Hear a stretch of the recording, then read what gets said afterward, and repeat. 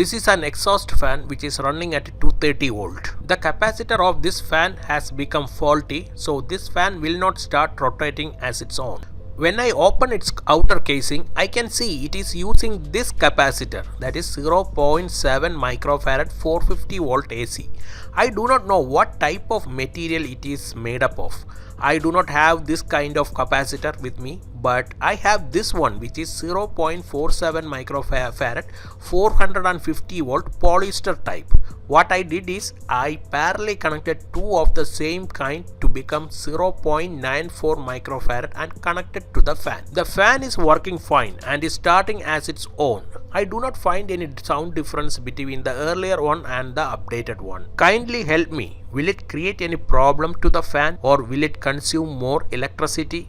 What is the difference of using box type and polyester type capacitor here? Anyone who is watching this has any knowledge about this, please help me.